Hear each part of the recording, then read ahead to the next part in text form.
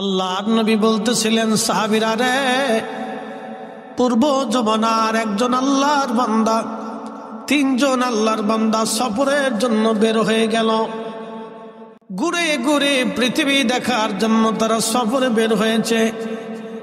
কঠিন পাহাড়ি রাস্তা দিয়ে যাচ্ছিল। ঠিক এমন সময় আকাশে মেঘ জমে গেল, বৃষ্টি শুরু হবে। চিন্তায় পড়ে গেল পাহাড়ি ঢল। পাহাড়ের নিচ দিয়ে গিরিপথ দিয়ে বেয়ে বেয়ে যাবে।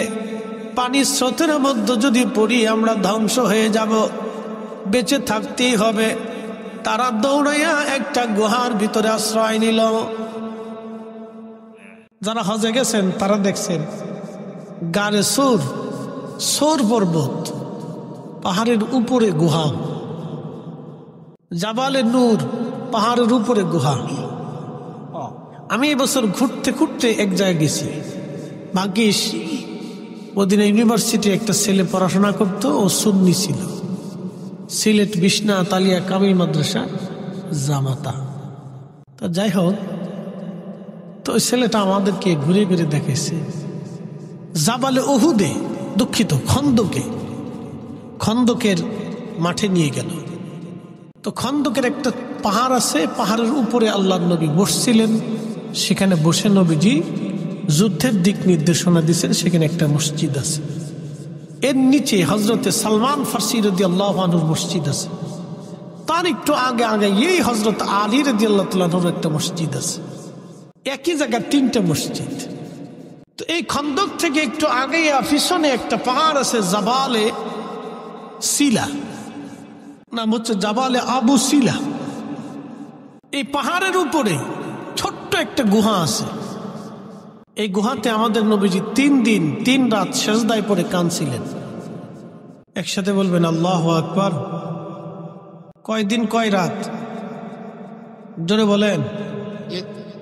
টাকার জন্য কাঁদছিল, অর্থ সম্পদের জন্য, পেটে ক্ষুধা ছিল এর লেগে কাঁদছে। কাদের জন্য কাঁদছে? হাসান হোসেনের জন্য কাঁদছে, ফাতেমার জন্য, কারোর জন্য কাঁদেনি, আমাদের জন্য। জোরে বলেন কাদের জন্য? একসাথে বলেন কাদের জন্য? এই জন্য কাঁদছে যে উম্মত গরু চুরি করবে, উম্মতে মসজিদে জুতা চুরি করবে, উম্মতে ঘুষ খাবে, উম্মতে সুদ খাবে, উম্মত অকাম কুকাম করবে। এই জন্য নবী কাঁদছে, নাকি বলেন? আমাদের রাসূল 3 দিন 3 রাত ওই পাহাড়ে আবু সিলাতে কেঁদেছিল। একটা ছোট্ট গুহাতে একাধারে সেজদায় করেছিল। সব হাজির এই জায়গার সন্ধান পায় না। আমি আমার 2জন প্রিন্সিপাল সহ আমরা 3 জন গেছি। তার একজন মুরব্বী হাজির ছিল, গেছে। তো ওখান থেকে দোয়া খেয়াল করলাম, আমরা মিলাদ শরীফ পড়লাম, পরে দোয়া করলাম। দোয়া করে নামার পরে দেখি আফগানিরা, বাপরে বাপ, সব দৌড়ে আসতেছে। আফগানিরা তো পাহাড় বাইতে পারে খুব। ওরা এই সোজা রাস্তা না পেয়ে খন্দকের ওই পাশ থেকে শুনছে যে ওই পাহাড়ের ওই পাশে বিরাট বড় পাহাড় বেয়ে বেয়ে বেয়ে আফগানিরা নামতেছে। তো বেয়ে বেয়ে বেয়ে বেয়ে আফগানিরা পাহাড় বেয়ে বেয়ে নেমে এক একটা জনের শরীর ঘেমে ঘুমিয়ে পানি পুনি পড়তেছে, দৌড়ে আসতেছে। ওইখানে তারা দোয়া করবে লেগে। আফগানি হাজিরা খুব মোহাব্বতওয়ালা। যত গাদ্দার খালি বাংলাদেশে, কি কথা কন না, বেশি গাদ্দার বাংলাদেশ, বেশি, একবারে বেশি। প্রিয় ভাইরা আমার, খুব মনোযোগ দিবেন। সেই খন্দকের যুদ্ধের ময়দানে আমার নবীজি জিহাদ করেছেন। সালমান ফার্সি রাদিয়াল্লাহু আনহু এখানে বসা ছিলেন। তিনি যেইখানে বসে যুদ্ধের দিক নির্দেশনা দিয়েছেন, ওইখানেই একটা মসজিদ বানানো হয়েছে। হযরত আলী যেখানে বসা ছিলেন ওইখানে একটা মসজিদ হয়েছে। প্রিয় নবীজি পাহাড়ের কোনায় বসেছিলেন, ওইখানে মসজিদ, ওখানে নবীজি নামাজ পড়েছেন। সালমান ফার্সি তিনি সাহাবী নিয়ে যেখানে নামাজ পড়েছেন ওইখানে মসজিদ হয়েছে। হযরত আলী যেখানে নামাজ পড়েছেন ওইখানে মসজিদ হয়েছে। নবীজি খাল খনন করতেছিলেন একাধারে। আল্লাহ নবী 3 দিন 3 রাত পর্যন্ত খাল খনন করলেন। মদিনার 1 জন না 2 জন না 3000 সাহাবী খাল খনন করতেছিল।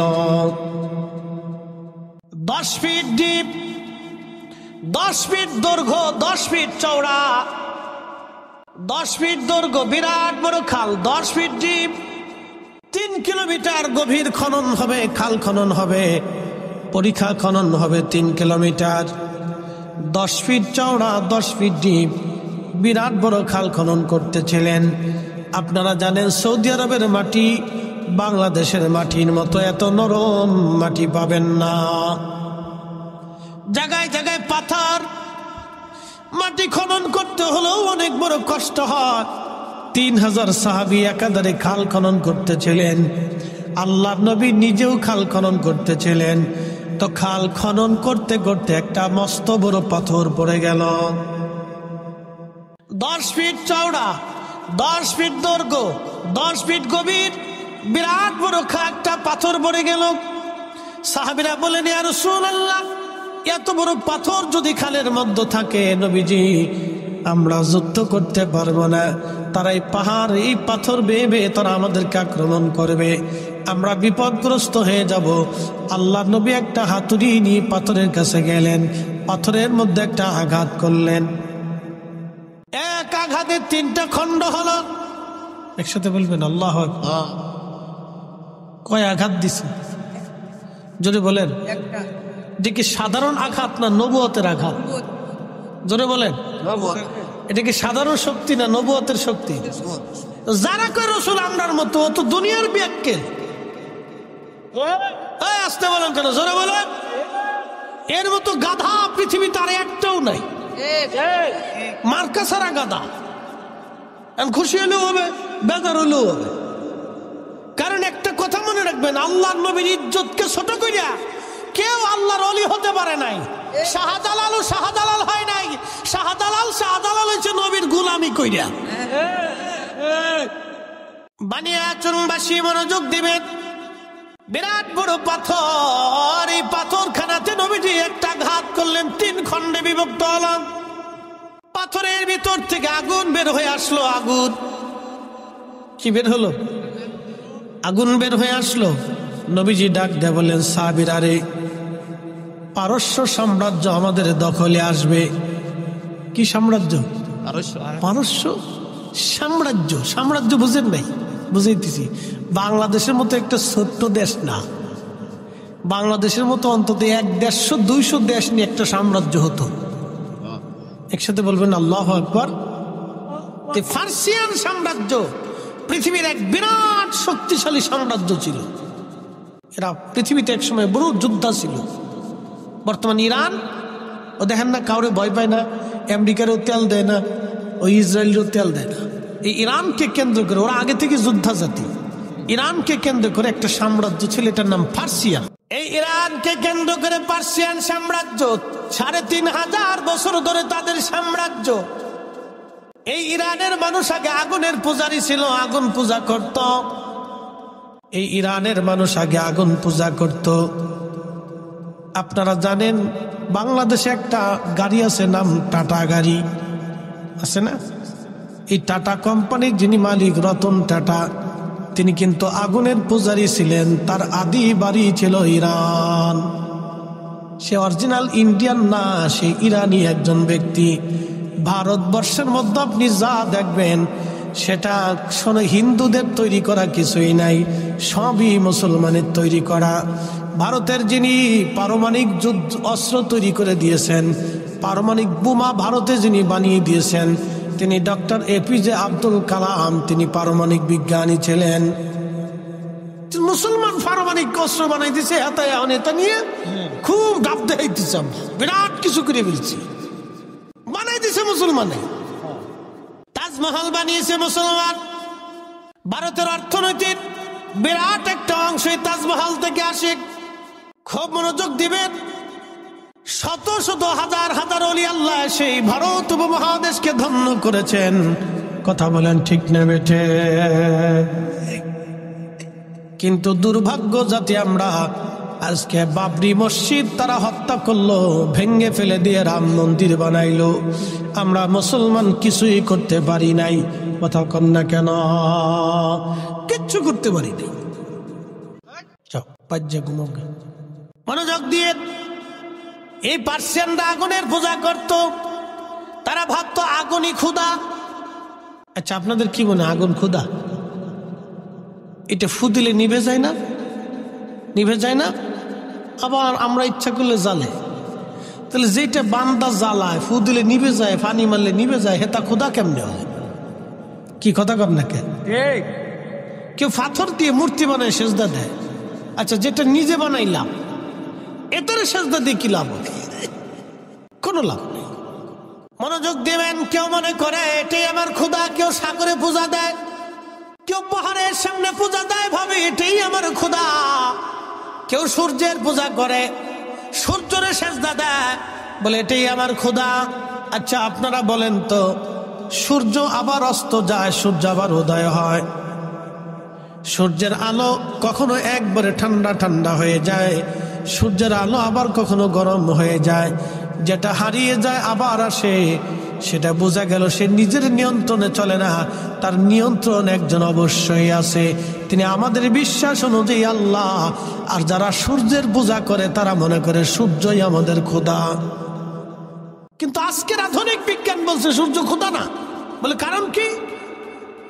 সূর্যের চাইতে বড় বড় নক্ষত্র মহা সৃষ্টিতে আল্লাহ বানায় রাখছে, তার একটা নক্ষত্রের পরিচয় দিয়ে যায়।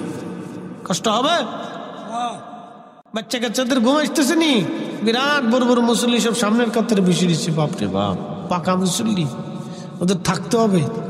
ওরা না থাকলে আগামী দিন অন্ধকার হয়ে যাবে, ওরাই থাকবে, আমরা কবরে চলে যাব, ঠিক কিনা? মুসলমান বানিয়াচলবাসী, এই সূর্যটা 13 লক্ষ পৃথিবী এক জায়গা করলে যত বড় একটা সূর্য তত বড়। তাহলে যারা সাগরকে সেজদা দেয়, সাগরের পূজা করে, বোঝা গেল তারাও ভুলের মধ্যে আছে। কারণ এই সাগরের চাইতে বড় কিছু আল্লাহ বানাইছে, সেটা হলো সূর্য। মনোযোগ দিয়ে শুনে যাবেন, এই সূর্যের চাইতে বড় কিছু আল্লাহ বানাইছে, সেটার নাম হলো ব্ল্যাক হোল। অন্ধকার গহ্বর নামক একটা বিরাট বড় নক্ষত্র আছে, এখানে কোনো আলো নাই, শুধু আধার আর আধার, আধার আর আধার। 200 কোটি সূর্যকে, একটা দুইটা সূর্য না, 200 কোটি সূর্যকে যদি এখানে ধরে দেন, তার রাডারের মধ্যে পড়ে যায়, মাত্র 2 মিনিটের মধ্যে 200 কোটি সূর্যের অস্তিত্ব পৃথিবী থেকে হারিয়ে যাবে। তাহলে এই ব্ল্যাক হোলের রাডারের পাওয়ার কত, ওই গহ্বরটা কত বড় হতে পারে, ওই নক্ষত্রটা কত বড় হতে পারে। তাহলে যারা সূর্যের পূজা করলো তারাও বিরাট বড় ভুলের মধ্যে আছে। সূর্যের পূজা বাদ দিয়া তাদের ব্ল্যাক হোলের পূজা করার কথা ছিল। কি কথা কন দেখে?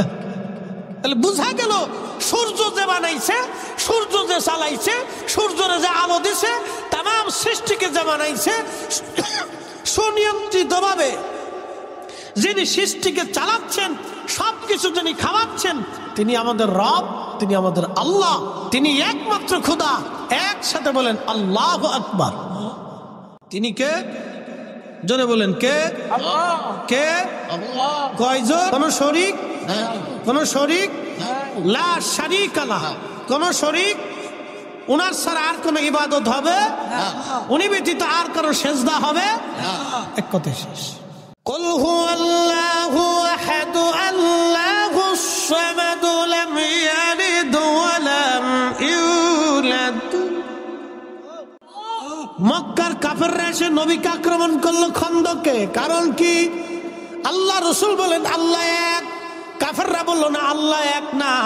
মক্কার ঘরের মধ্যে 360টা মূর্তি তারা বানাইলো, এক এক খোদার এক এক মূর্তি তারা বানাইলো। তারা ভাবতো ওই খোদা, সেই খোদা, সেই খোদা, ওই খোদা। তাদের ধারণা অনুযায়ী বিদ্যার এক খোদা আছে, পানির এক খোদা আছে, বৃষ্টির আর এক খোদা আছে, মেঘের আর এক খোদা আছে, আসমানের এক খোদা আছে, জমিনের এক খোদা, আলোর এক খোদা, আধারের এক খোদা। এমন করে দেবতা হতে হতে বিদ্যার দেবতা, টাকার দেবতা, খাবারের দেবতা, স্বাস্থ্যের দেবতা, ওষুধের দেবতা, এইরকম দেবতা হতে হতে হতে হতে হতে হতে তাদের মধ্যে যৌবনেরও দেবতা আছে। কি পাগল দেশে! যৌবনের দেবতা আছে। এরকম দেবতা হতে হতে হতে হতে একটা দুইটা দেবতা না, তাদের মতে 33 কোটি দেবতা হইছে। কত কোটি? আদতে যদি 33 কোটির দেবতা হইতো তাহলে পৃথিবীতে মানুষের মারামারি করার দরকার ছিল না, দেবতারে ফিটি করতে করতে শেষ। এই কথা কন না, জোরে বলে। বর্তমান পৃথিবীতে বিশ্ব 2 ভাগে বিভক্ত। আবার বলি, বর্তমান পৃথিবী বিশ্ব কয় ভাগে বিভক্ত? 2 ভাগে। এক ভাগ হচ্ছে রাশিয়া আর একটা হচ্ছে আমেরিকান বেল্ট। 2 মাতুব্বর সারা পৃথিবীতে এখন 2 মাতুব্বরে মাতুব্বরি করে, আমেরিকান বেল্ট, রাশিয়ান বেল্ট। আমেরিকার হচ্ছে ন্যাটো আর রাশিয়ার হচ্ছে চীন, ইরান, উত্তর কোরিয়া, হেতা নিজে টিজে দিয়ে আরো দেশ দিয়ে মোটামুটি একটা বেল্ট। 2 গোষ্ঠী চাই আমরা পৃথিবী শাসন করব। বলে কারণ কি? আমেরিকা ডলার দিয়ে পৃথিবী শাসন করে। বলে কিভাবে? বাংলাদেশে কোটি কোটি টাকা আছে, খাবার আছে, সব আছে, কিন্তু ডলার নাই। আপনি ব্যবসা করতে পারবেন না, বিদেশ যাইতে পারবেন না, আমদানি করতে পারবেন না, রপ্তানি করতে পারবেন না। কি এক আজব কারখানা, চিন্তা করেন তো। আমার মাল উনার ডলার দিয়ে বেচতে হবে, আমি মাল কিনবো উনার ডলার দিয়ে কিনে আনতে হবে। তার মানে হচ্ছে নীরবভাবে উনি আমাদেরকে, বাংলাদেশকে শাসন করে। কথা বুঝেন নাই মনে হয়? আমার ইউনুস কাকু তিনি কিন্তু আমেরিকাতে গিয়ে আসছেন। ভাবতেছেন যে বিরাট ভালো হয়েছে, এত ভালো না। সবগুলা কিন্তু এক জায়গায়, ওই জাতিসংঘের ওখান থেকে জ্বালার আসার দিব, তাই কিচ্ছু না। আমাদের এই দেশে ডলার যদি না থাকে তো কিচ্ছু নাই। যদি আমেরিকা বলে যে তোমার দেশ থেকে আমরা গার্মেন্টস নেব না, টাকা দেবো না, টাকা নেবো না, আমদানি রপ্তানি সব বন্ধ, বাংলাদেশ 6 মাসে ফকির হয়ে যাব। আপনি ঠিক বললেন ঠিক, না ঠিক বললেন ঠিক। আমেরিকার সাথে যুদ্ধ করে দেন, তাই বুঝবেন জ্বালা কারে কয়। এটা হচ্ছে পৃথিবী তারা শাসন করে। কি শাসন করে? যারা বলেন কি শাসন করে? পৃথিবী শাসন করে। এইভাবে সারা ওয়ার্ল্ড তারা শাসন করে। রাশিয়া চাইতেছে আমরাও শাসন করব। তাহলে 2 ভাগে বিভক্ত, তারা কর্তৃত্বর জন্য মারামারি করবার চায়, যুদ্ধ করতে চায়। ক্ষুধা যদি 2 জন হইতো, আমি বুঝাইতে চাইতেছি এইটা, ক্ষুধা যদি 2 জন হইতো, একজন রাতের ক্ষুধা আরেকজন দিনের ক্ষুধা, তো রাতের ক্ষুধা কইতো আমি রাত বেশি করে দিব, দিনের ক্ষুধা বলবো রাতই আসবে না। তো এই নিয়ে 2 ক্ষুধার ভিতরে মারামারি করতে করতে, ক্ষুধায় পিটি করতে করতে একবারে এই বান্দার জান শেষ। বান্দার যুদ্ধ করা লাগতো না, ক্ষুধাই মারামারি করে শেষ হয়ে যেত। কি কথা কন না কেন? তাহলে রব কয়জন? না একসাথে বলেন, রব কয়জন? একসাথে বলেন, কয়জন? আল্লাহ ছাড়া আর কোন মালিক নাই, কোন খালিক নাই, কোন রব নাই। বিশ্বাস আছে? কথা বলেন, আছে? তুমি রহমান, তুমি মেহেরবান, অন্ধ গাহে না শুধু তোমারি গুণগান, বুঝেও বুঝে না তবু শান। তুমি রহমান, তুমি মেহেরবান। কখনো তোমাকে যদি ভুলি, হেদায়েতের আলো জেলে নিও কাছে তুলি, ঠাই দিও প্রিয়তম অগমহিয়ান। তুমি রহমান, তুমি মেহেরবান। আল্লাহর নবী পাথরে আঘাত করলেন, আগুন বের হয়ে আসলো। নবীজি বললেন, সাহাবীরা রে, পারস্য সাম্রাজ্য আমাদের দখলে আসবে। তখন কাফের এবং মুনাফিক যারা ছিল তারা বলল, হায় হায়, মুহাম্মদ পাগল হয়ে গেছে।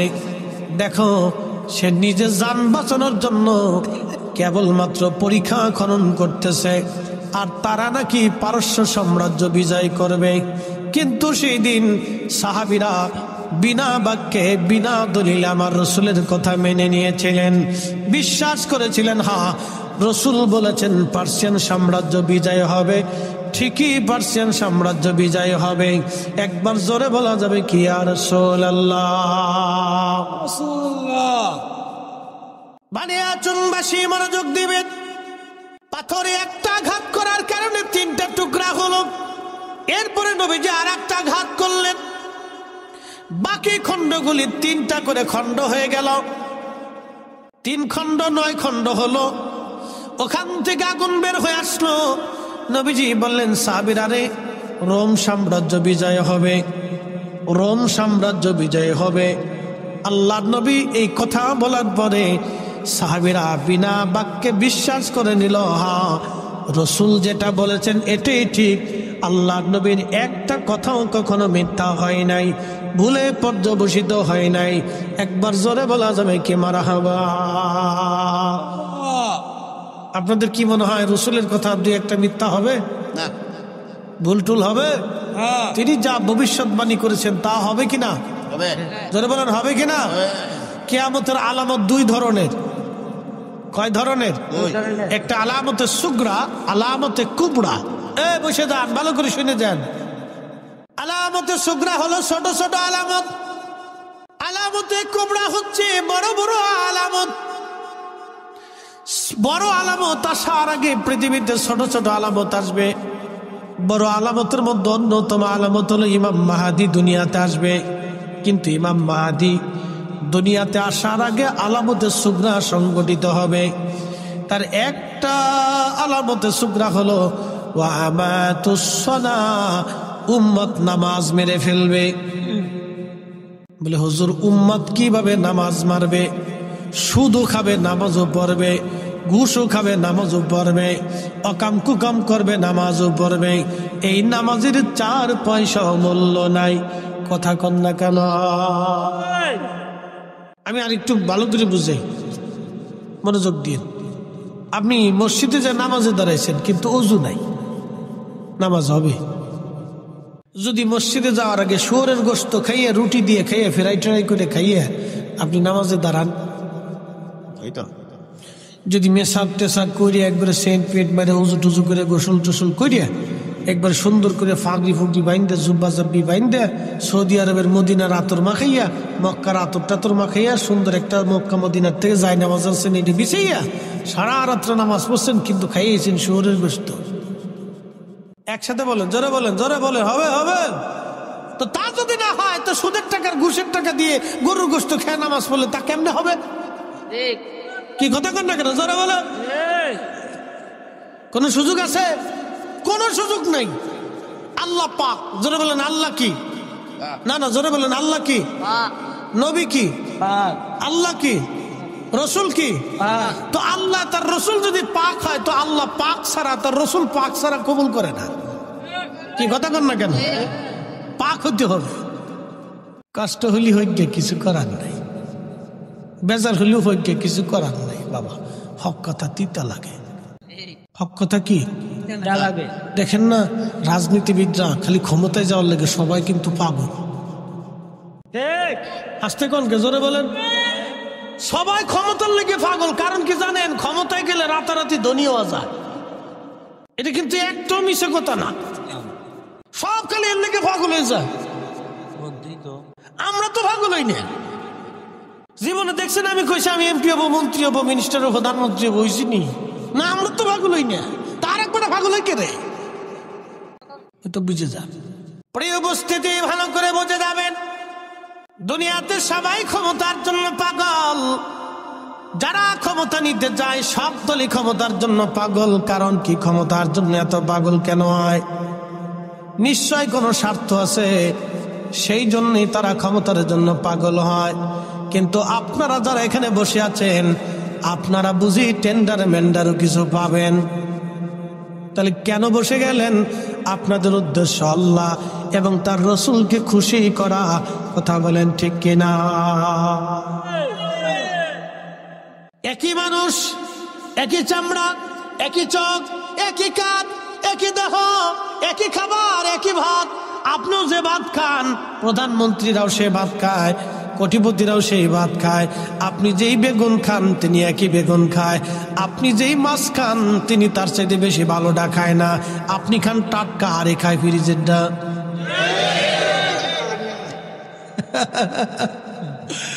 আল্লাহ আপনাদের ভালোটা খাওয়াইছে, আপনি খান টাটকা, একে ফ্রিজেরটা। আপনি তাজাটা খান। ও ঠিক আছে, রান্না করার পরও কি তাজা থাকে? আচ্ছা থাক, অসুবিধা নাই। না ঠিক আছে, আপনারা ভাগ্য ভালো তাজাটা খান, একবারে ফ্রেশটা খান, ফ্রেশ টাটকা টাটকা টাটকা টাটকা। মারহাবা কর না, আর যা দিয়ে খান সেটাই টেস্ট লাগে। কথা খারাপ কইছি? এখন বলি জবাব দিবেন তো, আল্লাহর সিদ্ধান্তের বাহিরে আপনি কি একটা ভাতের দানা বেশি খেতে পারবেন? বিশ্বাস আছে ভাই? একটা দানা বেশি খাওয়ার সুযোগ আমাদের নাই, কোনো সুযোগ নেই।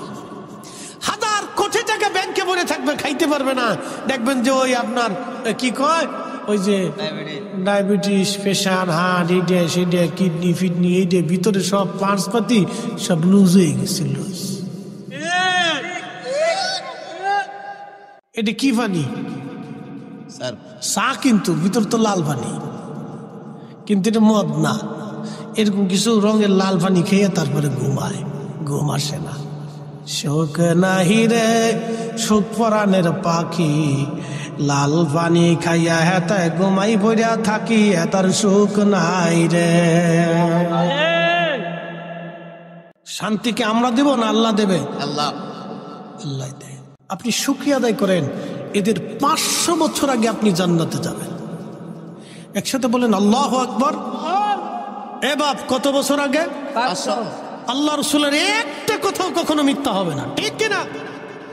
500 বছর আগে। বলে হুজুর কোন 500? দুনিয়ার না, এক সেকেন্ড করে, এক সেকেন্ড করে 60 সেকেন্ডে 1 মিনিট, 1 মিনিট করে 60 মিনিটে 1 ঘন্টা, 1 ঘন্টা করে 24 ঘন্টা দিন ও রাত, 24 ঘন্টার দিন ও রাতে 365 দিনে 1 বছর, 1 বছর করে 50,000 বছর এক জায়গা করলে যত বড় হবে, হাসরের একটা দিন হবে তত বড়। সেই দিনের 500 বছর আগে গরিবরা জান্নাতে চলে যাবে। যে সুবহানাল্লাহ কবেন না, বুঝবো আপনার মতো কিপটে আর দুনিয়াতে নাই। জবানটা খুলে দিয়ে একসাথে বলেন আল্লাহু আকবার। ইয়া রাসূলুল্লাহ, ইয়া হাবিবাল্লাহ, ইয়া রাসূলুল্লাহ, ইয়া হাবিবাল্লাহ। আমার মতো নিদান কালে থাকি নবীজি আমার শিওরে, করিব চুম্বন কদম ধরিয়া, ইয়া রাসূলুল্লাহ, ইয়া রাসূলুল্লাহ। মাতা পিতা যাহাদের অন্ধকার কবরে, দেখি নবীজি মায়াবী নজরে, তরায়া লইও হাসর মাজারে, তরায়া লইও হাসর মাজারে, ইয়া রাসূলুল্লাহ, ইয়া হাবিবাল্লাহ, ইয়া রাসূলুল্লাহ, ইয়া হাবিবাল্লাহ। আল্লাহুম্মা সাল্লি আলা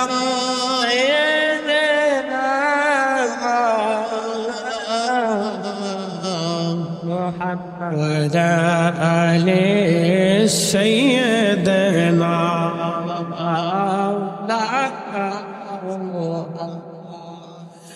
বানিয়াচুংবাসী মনোযোগ দিবেন, রোম সাম্রাজ্য বিজয় হবে। সাহাবীরা সেই দিন বিনা বাক্যে বিশ্বাস করে নিল নবী ঠিক। পাহাড়ের মতো দিল শক্ত করে আমার রসুলের ডানে বামে থেকে তারা যুদ্ধ করলো সেই দিন। বলে আর রসুল ঠিক ঠিক 30 বছর পরে, কত বছর? 30 বছর পরে সাহাবীরা, এ নবীর উম্মতেরা রোম সাম্রাজ্য দখল করলো, পার্সিয়ান সাম্রাজ্য দখল করলো। তারও 400 বছর পরে এসে পুরাপুরি রোম সাম্রাজ্য দখল করে নিল উসমানীয়রা। উসমানী সাম্রাজ্যের অন্যতম সুলতান ফাতে মুহাম্মদ, তার কথা নবীজি ভবিষ্যৎবাণী করে দিয়ে বলেছিলেন মুসলমানরা কনস্টান্টিনোপল বিজয় করবে। আল্লাহর নবীর একটা কথা কখনো মিথ্যা হয় নাই। কনস্টান্টিনোপল বর্তমান তুরস্কের ইস্তাম্বুলে কনস্টান্টিনোপল একটা শহর, সমুদ্রের পাড়ে। খুব মজবুত দুর্গ ছিল। পৃথিবীর কোন শক্তি কনস্টান্টিনোপল কখনো দখল করতে পারে নাই। পৃথিবীর বড় বড় শক্তি চেঙ্গিস খানের মতো যোদ্ধা পারে নাই, হালাকু খানের মতো যোদ্ধা পারে নাই, তাতারিরা পারে নাই। এই কনস্টান্টিনোপল তারা বিজয় করতে পারে নাই। এটা কঠিন দুর্গ ছিল, রোমান রাজ্যের বিরাট বড় কঠিন দুর্গ ছিল এটা। রোমান এই দুর্গ নিয়ে গর্ব করত, কোনদিন আমাদের দুর্গ কেউ দখল করতে পারবে না। কিন্তু আল্লাহর নবী 1450 বছর আগে বলে গেলেন, এই কনস্টান্টিনোপল মুসলমানরা বিজয় করবে। এই কনস্টান্টিনোপলে যারা যুদ্ধ করবে, নবীজি বললেন যারা এই যুদ্ধে বিজয় অর্জন করবে তারা প্রত্যেকের আল্লাহ মাফ করে দিবে, জান্নাতি বানায় দিবে। আমি সেই বিজয় বীরকে কতই না উত্তম সুরতে দেখতেছি।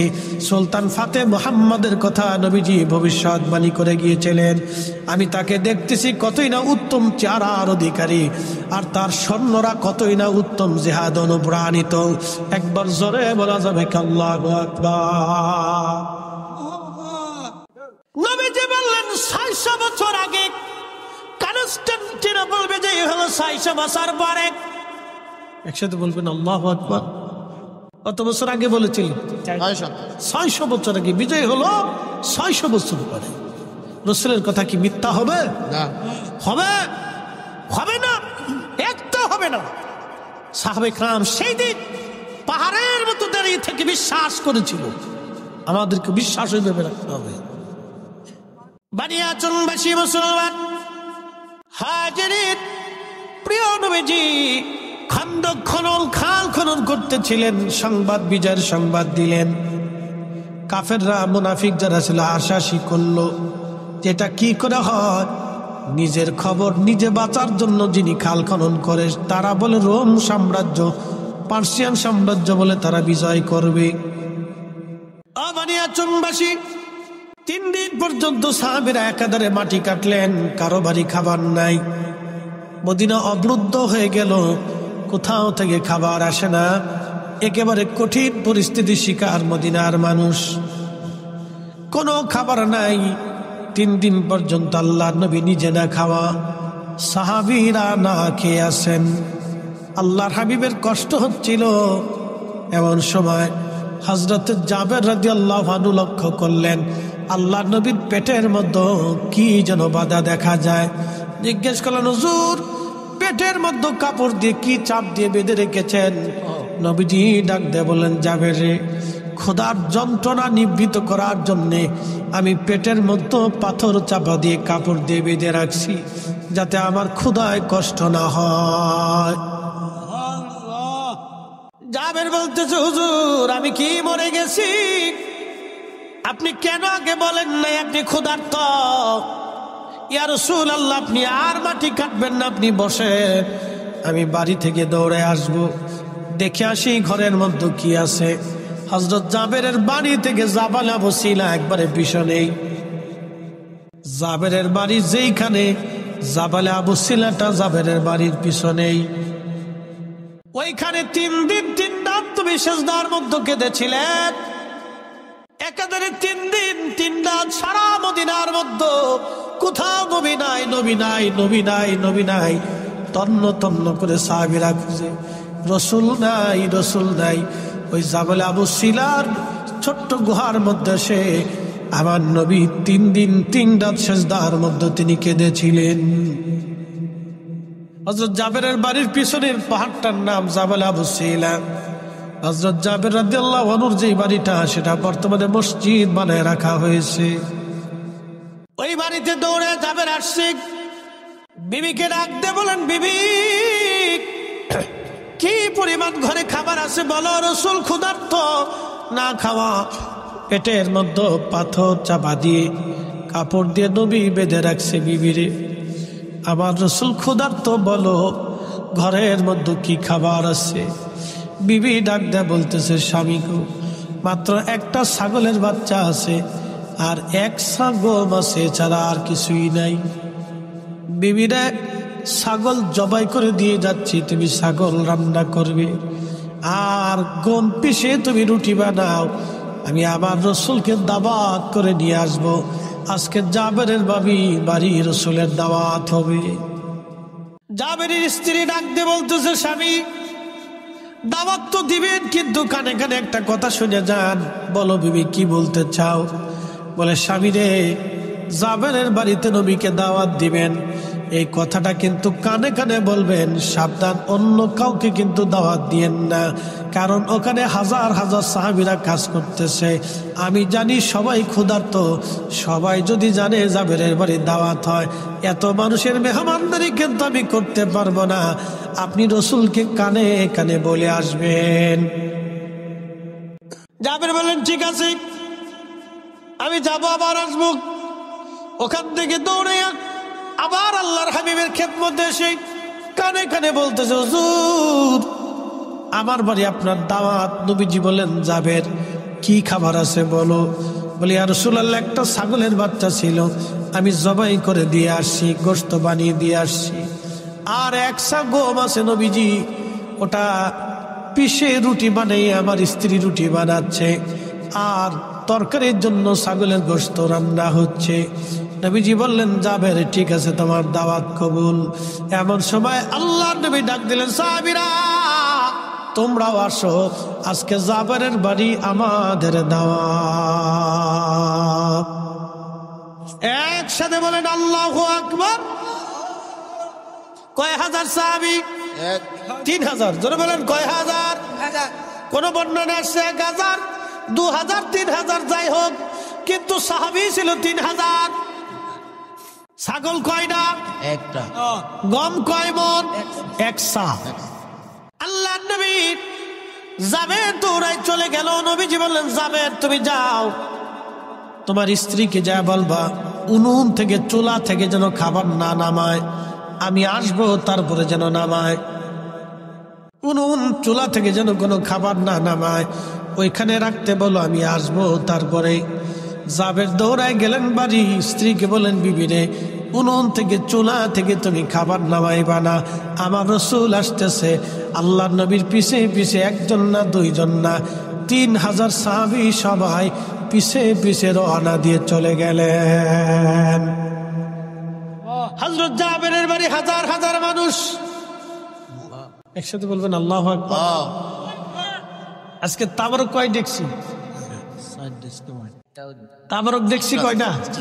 60 না? আচ্ছা 60 রাখলাম, ধরেন 60। তো 60 দেখছি তাবারক আজকে আমাদের সবার জন্য রান্না হয়েছে, কিন্তু পেট ভরে খাওয়ার কোনো সুযোগ নেই। কি কথা ঠিক কিনা? আমি জানি এত লোকের 60 দেখছি তো হইতো না, পেট ভরে না, শুধু তাবারক বরকতের খাবার, আপনারা মেহমান কিছু দিতে হয়। আমরা তাবারক খাওয়াইলে অনেকে কয় বেদাত, কিন্তু না খাওয়ানো বেদাত, এটা বুঝে না। কি কথা কর না? খাওয়াইলে সুন্নত, না খাওয়াইলে বেদাত। কি কথা খারাপ গেছি? রাসূলের কথা মিথ্যা হবে। আল্লাহর নবীকে জিজ্ঞেস করা হলো, ইয়া রাসূলুল্লাহ, ইসলামের মধ্যে উত্তম কাজ কি? নবীজি জবাব দিলেন, তুতঈমুত তুআম, মানুষকে খাদ্য খাওয়ানো ইসলামের ভিতরে উত্তম কাজ। মানুষকে খাওয়ানো যদি উত্তম হয়, তাহলে না খাওয়ানোটা হলো অনুত্তম। অতএব আমরা সুন্নিরা উত্তমটাই করি, মাহফিল দিয়ে দাওয়াত করতেছি। প্রিয় ভাইরা আমার, অমুক জায়গায় মাহফিল হবে, আপনাদের সকলের দাওয়াত রইল। মুফতি শহীদুল ইসলাম ফরিদী সাহেব প্রধান মেহমান, প্রধান বক্তা, ওবায়দুর রহমান জালালী বিশেষ মেহমান, কারি হেলাল উদ্দিন বাহারি সাহেব আপনার প্রধান আলোচক, আপনাদের সকলের দাওয়াত। কমিটি আপনাদেরকে দাওয়াত করে আনলো, ও আর শোনাইলো, কিন্তু খাওয়ান দিল না। তো কেমন হইলো? আপনারা তো কমিটির মেহমান। কি কথা কর না? কমিটির কি তো মেহমানকে তো পানি হইলো খাওয়াই, কথা কর না কেন? মেহমানকে পানি হইলেও তো খাওয়াইতো। কি কথা কর না? আপনারা কি মেহমান? জোরে বলেন, আপনারা কি মেহমান? কারা মেহমানদারি করবে? কমিটির দায়িত্ব আপনাদেরকে মেহমানদারি করা, তারা আপনাদেরকে দাওয়াত দিচ্ছে। তো পানি হলে তো খাবে, আমরা যেমন চা খাওয়াইতেছে, আপনার তো চা হলেও খাওয়াইবো। কি কথা কর না? তো সেখানে তাবারক খাওয়ানোর পরও একদলে শরীরে চুল কামে কামে তা, আরে বেটা আমরাই তো অরিজিনাল সুন্নত করতেছি। কি কথা কর না? দিছি সাইডে দলিল দিয়ে দিছে, এবার খাওয়াই দেহ কেমন লাগে। মিলাদুন নবীর মাহফিল দিলে তাবারক খাইলে তোমরা সিন্নির লোভে যাও। এমন ভাবলো যে বিরাট বড় বুজুর্গ। বাপরে বাপরে বুজুর্গ, নিজের খাওয়ানোর মুরত নাই, আরেকজনে খাওয়াইলে আবার বেদাতের ফতোয়া। কষ্ট হচ্ছে আপনাদের? উচিত কথা নয়, বেজার হয়ে যায়। তাহলে আল্লাহ রসুলের হাদিস আপনি মিথ্যা বলেন, যে রসুল ভুল বলছে বলেন আপনি। তো এই মুত্তাম, মানুষকে খাও, সই বুখারীর হাদিস, খাও মানুষকে। একসাথে বলবেন না মারহাবা? আচ্ছা, আপনার বাড়িতে আমি মেহমান, কি হইলাম? আপনি আমারে, আল্লাহ রসুল বলছেন উম্মত তোমরা যদি আখিরাতে বিশ্বাসী হও তো মেহমানকে সম্মান করো। মেহমানকে কি করো? সম্মান করো। আচ্ছা, মেহমান হয়ে আমি বাড়িতে গেলাম, আপনি বলেন হুজুর আপনার ওয়াজ বিরাট শুনাশুনি, সারা রাত্র শুনি, হুজুর বসেন।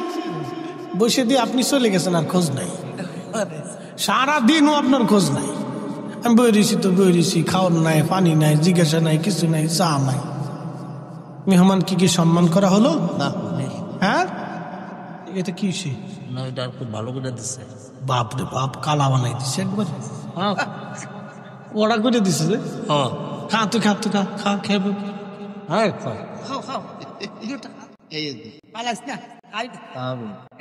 খাইস নে খাইস নে খাইস নে, বিপদ আছে,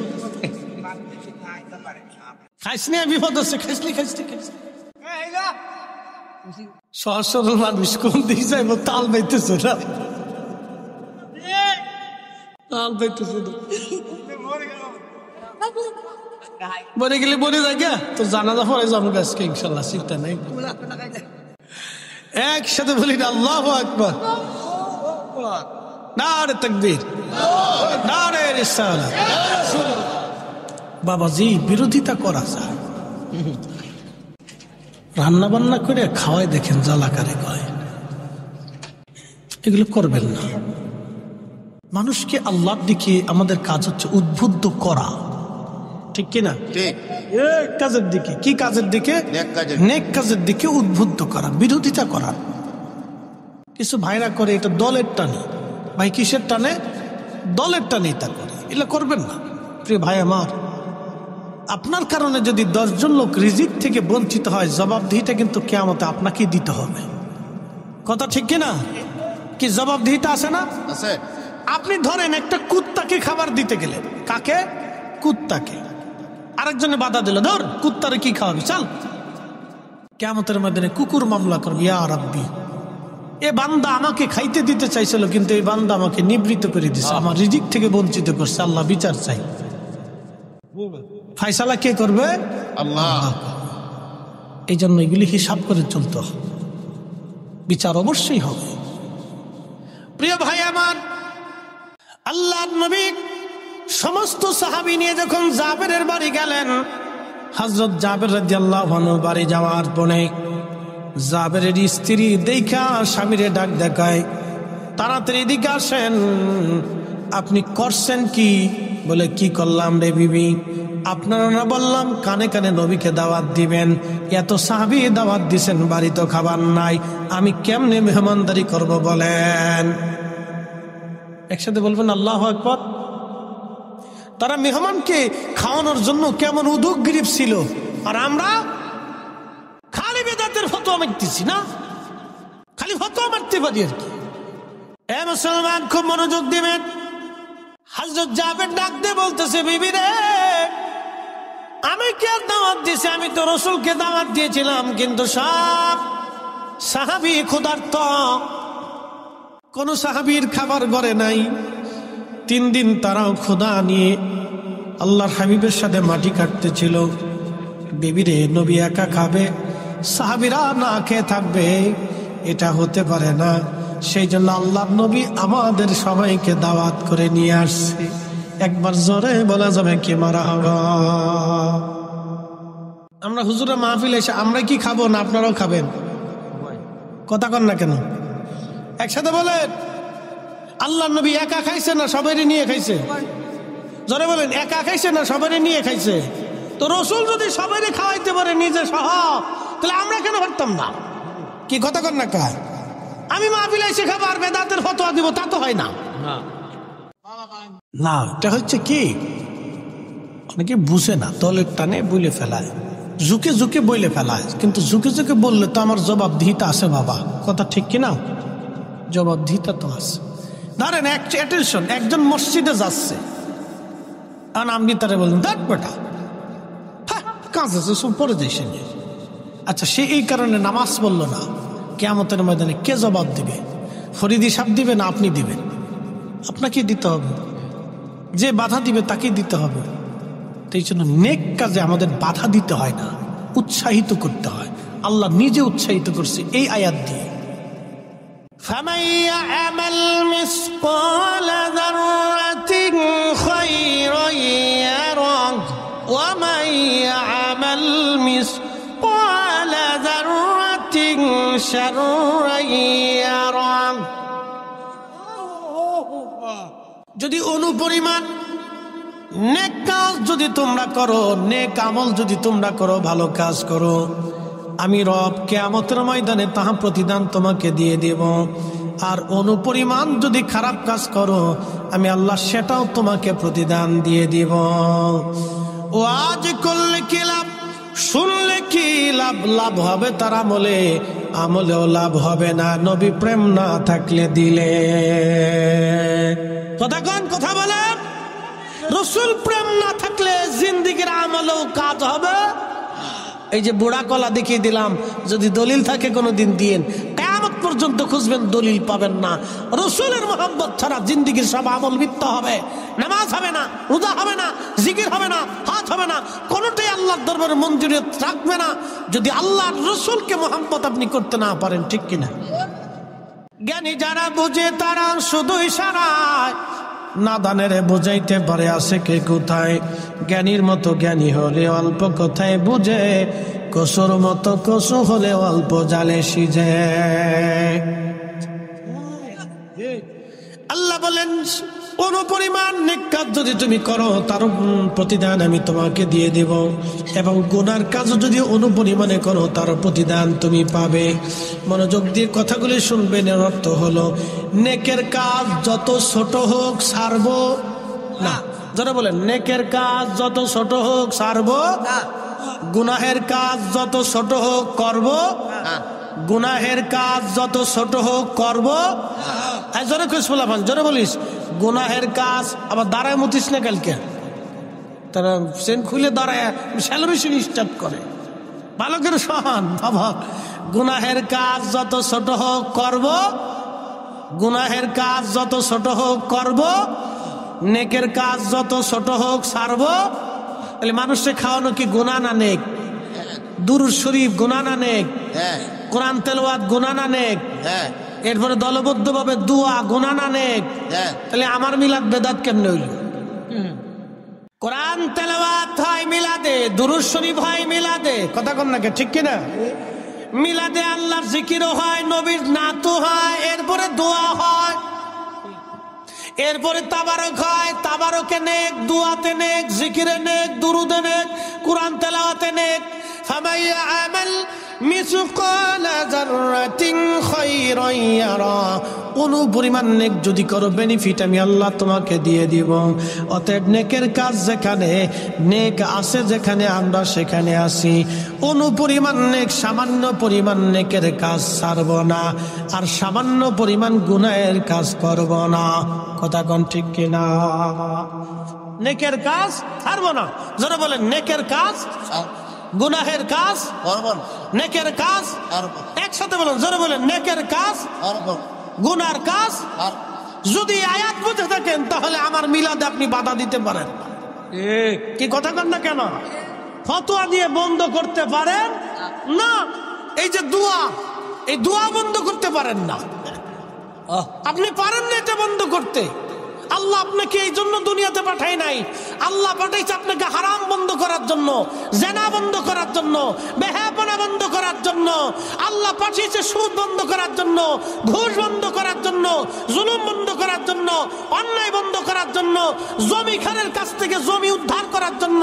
আল্লাহ আলেমদেরকে পাঠাইছে পৃথিবীতে শান্তি প্রতিষ্ঠিত করার জন্য। নবীর দুরূদ, নবীর আল্লাহর কাছে দোয়া, জিকির, ফিকির, সালাত, ভালো খাবার, ভালো নেক আমল বন্ধের জন্য আল্লাহ আলেমদেরকে দুনিয়াতে পাঠাই নাই। কথা কোন ঠিক কিনা?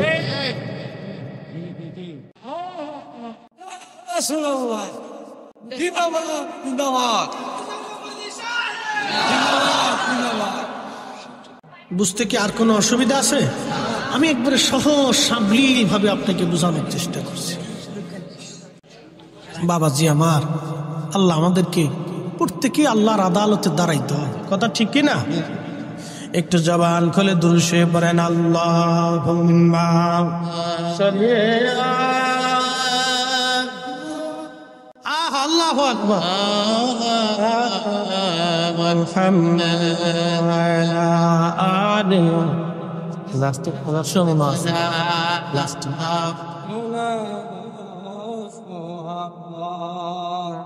বন্ধু আমার মনোযোগ দিবেন, বানিয়ে চলবাসী।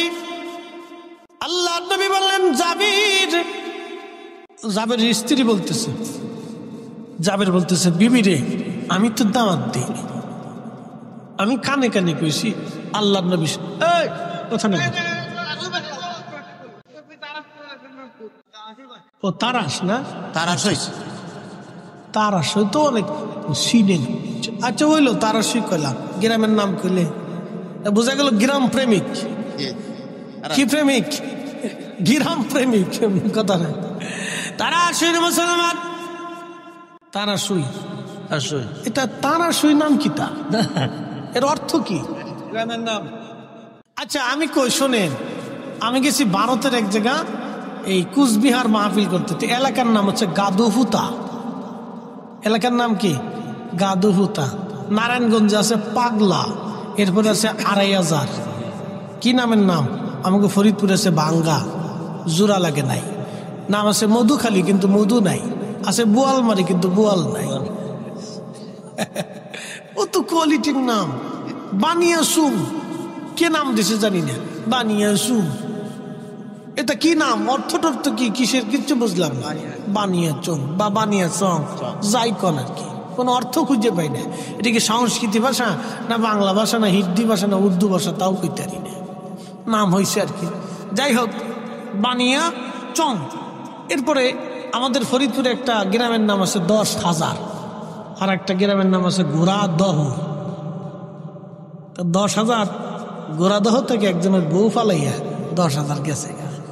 বেটায় ফরিদপুর যে মামলাদের সাল লেখেন, গোড়াদা থেকে বউ ফালাইছে ১০,০০০। দারোগা সাহেব বুঝছে কস না বুঝছে কস, স্যার বুঝছেই তো করতেছি। গোড়াদা থেকে বউ ফালাইছে ১০,০০০। বুঝছে কস না বুঝছে কস, সারা বউ তো আমারটা গেছে, আপনার তো গেছে না। লেখেন গোড়াদা থেকে বউ ফালাইছে। এক গ্রাম থেকে ১০,০০০ বউ চলে গেল, কেউ দেখে নাই। স্যার গ্রামের নাম ১০,০০০, তা তো কমিছে গ্রাম ১০,০০০। তারা সেই মাসে মনোযোগ দিবেন। হাজিরিন, আল্লাহ নবীর সাহাবী জাবেরের স্ত্রী বলতেছে, স্বামী, রাসূল যেহেতু দাওয়াত দিয়েছে, তাহলে আমার আর কোনো চিন্তার কারণ নাই, কারণ আল্লাহ নবী নিজে হাতে পেরে খাওয়াবে, আমি আর চিন্তা করতেছি না। একবার জোরে বলা যাবে কি মারহাবা। সাহাবীদের ইয়াকিন দেখছেন রাসূলের প্রতি, বিশ্বাস দেখেন। আরে জীবনের সব কিছু দিয়ে তারা সাহাবীরা নবীকে বিশ্বাস করত, কথা ঠিক কিনা? আমার চিন্তা নেই। আল্লাহ নবী বললেন, জাবের তোমার স্ত্রীকে ভিতরে যেতে বলো। ভিতরে চলে গেল। উনুন থেকে হযরত জাবের নবী বললেন, খাবারগুলি নামাও, কাপড় দিয়ে ঢেকে দাও। তরকারির পাত্র নামায় কাপড় দিয়ে ঢাকা হলো, রুটির পাত্র নামায় কাপড় দিয়ে ঢাকা হলো। আল্লাহ নবী বললেন, জাবের রে, সব সাহাবীদেরকে কাতার করে বসতে বলো। সব সাহাবী কাতার করে বসে গেলেন। ৩,০০০ সাহাবী কাতার করে বসা। নবীজি ৩টে রুটি হাত দিয়ে ঢুকাইলেন বাম হাত দিয়া। আল্লাহ নবী পাত্রের উপরে হাত মোবারক রাখলেন, ডান হাত দিয়ে ৩টে রুটি নিলেন। আবার তরকারির পাত্রের মধ্যে হাত দিয়ে নবী ১ চামচ তরকারি নিলেন। এইভাবে দিতে দিতে দিতে দিতে একজন না দুইজন না ৩,০০০ সাহাবীর সামনে খাবার চলে গেল। একবার জোরে বলা যাবে কি আল্লাহু আকবার।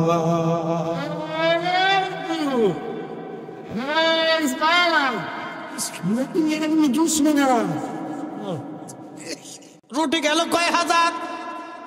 রুটি ৩,০০০ গেছে। মানুষই 3000, 3টে করে রুটি খেলে কয় হাজার হয় রে? হ্যাঁ, মুসল্লি ফাঁকা, হিসাব দিয়ে বালা খরচ, অঙ্কে ফাঁকা। রুটি গেছে 9000। একসাথে বলবেন আল্লাহু আকবার। গম কয় মণ? 1 সা, 3.5 বরাবর। 3.5 বুঝেন নাই? তাহলে কয় সমান এবার চিন্তা করেন। 1 সা মানে 3.5 বরাবর, তাহলে কয় সমান এবার হিসাব করেন। মানুষ 3000, একসাথে কোন আল্লাহু আকবার। রুটি গেল কয় হাজার?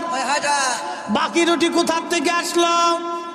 যার হাতের নিচে এত বরকত, তিনি নিজে ক্ষুধার্ত। তাই বলে কি আপনি বলবেন রাসূল ক্ষুধার্ত ছিল, নবী অভাবী ছিল, দরিদ্র ছিল, মিসকিন ছিল? নবীকে যেমন মিসকিন বলা যায় না, কারণ নবী দু জাহানের সর্দার, বাদশাহের বাদশা, সুলতানের সুলতান। তিনি ধনীর ধনী, দু জাহানের ধনী, সাইয়্যিদুল কাউনাইন ওয়াস সাকালাইন। ঠিক কিনা? আমার আপনার মতো বাজারে গেছে বিদায় আমার মতো ভাবা যাবে না, আমার মতো খাইছে বিদায় নবীকে আমার মতো খাদক মনে করা যাবে না। আল্লাহ নবীর স্ত্রী আমাদের মা ছিলেন 11 জন।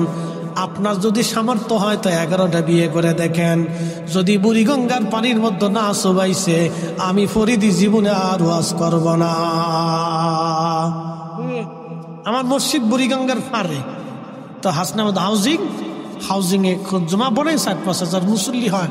আমি একদিন বললাম যে আপনারা তো খালি বলেন রসুল আমরার মতো, তার নিয়ে 90% তা বুঝছে। তা বললাম যে এই গাইডের শুনি 90%, বুঝছে না?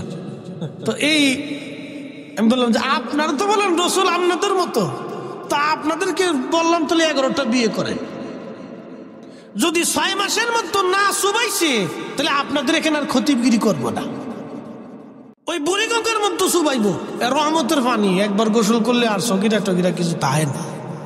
ওরে পানির পানি, খালি ফেসা আবার গু আর মুতের ভিতরে। হ্যাঁ, শীতের দিন যে কি পরিমাণে ঘিরান আসে, বাপরে মা, 1 কিলোমিটার পর্যন্ত বাতাসে ঘিরান চলে যায় এই পানির পানি। ঢাকা শহরে 1 কোটি মানুষের সকালবেলা বাথরুম এটার ভিতরে ঢুকে। কত কোটি? 1 কোটি মানুষের বাথরুম সব ওই নদীর ভিতরে চলে যায়, শো করে খালি নামতে দেয়। পেশাব পেশাব, এটা সেটা, কত ফসা গান্দা, বাপরে বাপ। এটার ভিতরে যদি একবার শুবানো যায়, গুনাহ মাফ। বললাম 11টা স্ত্রী কবুল করে দেখেন, যদি বউরা মিলে বুড়িগঙ্গার মতো না সবাইছে তো আমার নাম চেঞ্জ করে দেব, আর জীবন আপনাদের নামাজ পড়াইতাম না। আমাদের নুরুল ইসলাম ফারুকী সাহেব শহীদ হয়েছেন, আল্লাহ তার জান্নাতের আলা মাকাম দান করুন। একদিন তিনি ওয়াজে শুনতেছি, ইনি বলতেছেন উনি যখন সৌদি আরব চাকরি করে তখন এক বাঙালি আর এক আরাবিয়ান দুইজনে মারামারি করতেছে। তো বাঙালিদের তো একটা স্বভাব আসে, হাতে কুলাইতে না পারলে, কিছু না পাইলে ফার জুতাটা খুলে, কিছু না পাইল।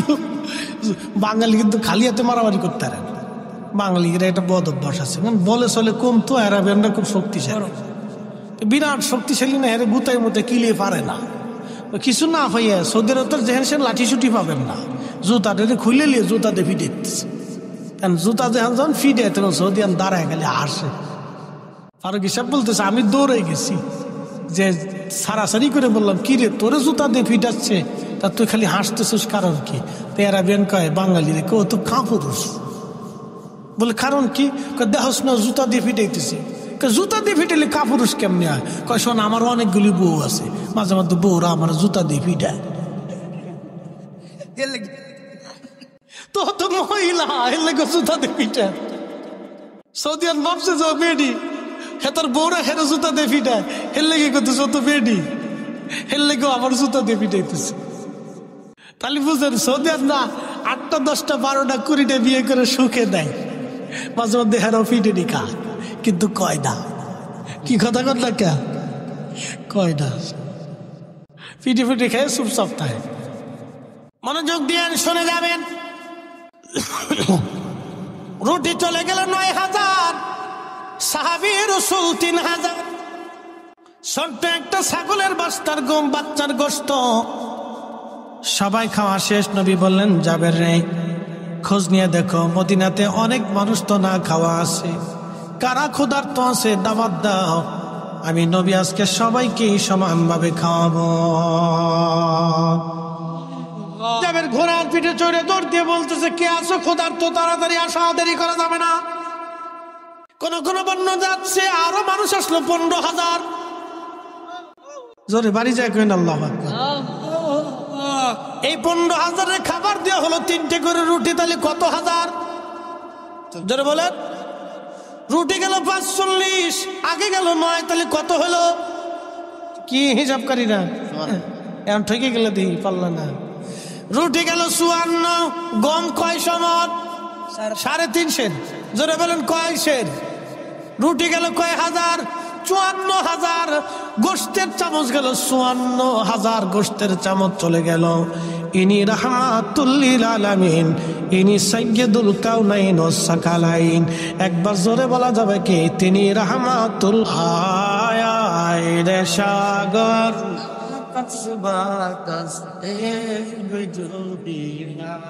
ত্রিভুবনের প্রিয় মোহাম্মদ এলো রে দুনিয়ায় রে সাগর আকাশ বাতাস আল্লাহুম্মা সাল্লি আলা জবান খুলে মুহাম্মাদ আলা আলে সাইয়্যিদিনা। সভাপতি সবার মাদ্রাসা আছে, সুন্নি মাদ্রাসা, বলার জন্য বন্ধুগণ আমার, তিনি রাহমাতুল লিল আলামিন, তিনি হাবিবুল্লাহ। ওনার রাজ এত বড় শাহী দরবার, সিংহাসনবিহীন একটা দরবার, কোটি কোটি আশিক রাসূল ওই দরবারে যে চোখের পানি সেরে সেরে সাফায়াত কামনা করে আসি। আর রাসূলুল্লাহ, কঠিন হাসরের দিন ভুলে যাবেন না আপনি আমাকে। আহা, জান্নাতুল বাকিতে রিয়াজুল জান্নাত আমি দেখেছি। হাজিরা ওইখানে যখন যায়, প্রিয় নবীজির মিম্বর একেবারে সামনেই থাকে।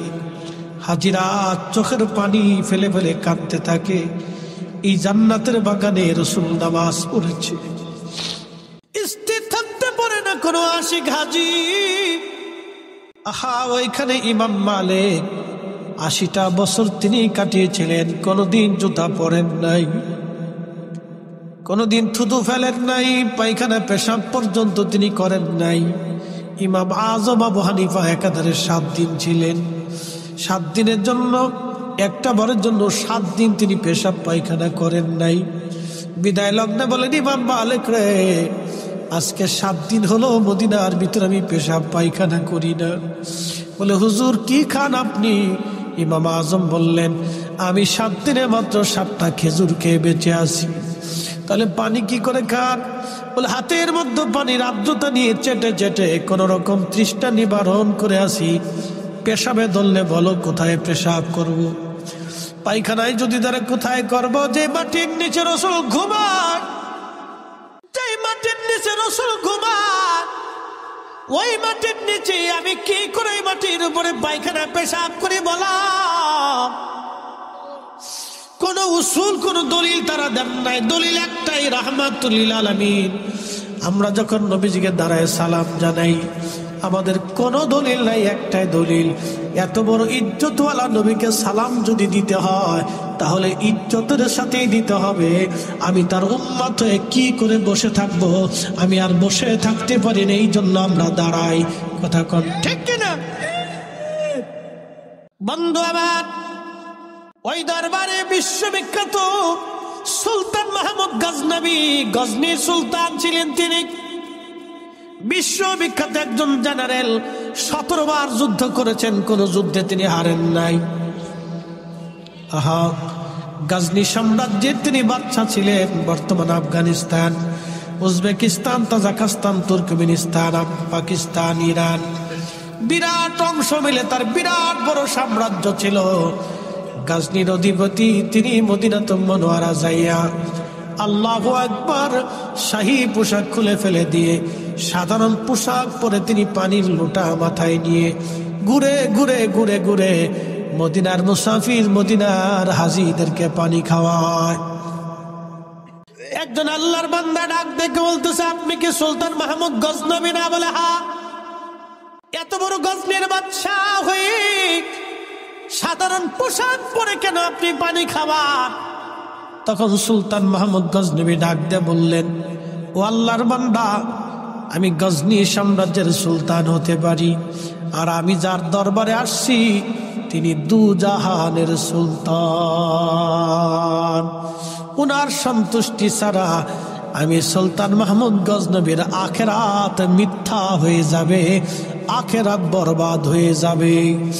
এই জন্য আমি এত বড় শাহী সুলতানের বরগাহে এসে দামি পোশাক পরে ঘুরতে পারি না। আমি এখানে মিসকিন, আমি এই দরবারের গোলাম, গোলাম গোলাম গোলাম গোলাম। একসাথে বলবেন না ইয়া রাসূলুল্লাহ? এত বড় বাদশা বলতেছে আমি এই দরবারের গোলাম, গোলামের কাজ গোলামি করা। সেই জন্য নরমাল পোশাক পরে হাজীদেরকে পানি পান করাইতেছি। যদি রসুল কবুল করে নেয়, আমি সুলতান মাহমুদ গজনবী আখেরাতে পার পেয়ে যাব। আর যদি কবুল না হই, আমি সুলতানের সুলতানিও শেষ হবে, আখেরাত বরবাদ হয়ে যাবে। এরা রসুলকে এইভাবে সম্মান করত, এত বড় সুলতান, তারা নবীকে এইভাবে ভালোবাসতো। আর আমরা লুটুপুটু ছুটুপুটু এমন ভাব লইছি বিরাট বিরাট বুজুর্গ সাইজে গেছি। কথা কন না কেন? রসুলের দরবারে আমরা সবাই গোলাম, কথা কন ঠিক কিনা? এসেছেন রত নবী সকলের ইমাম, সালাম নবী তোমায় হাজার সালাম, ইয়া নবী সালাম আলাইকুম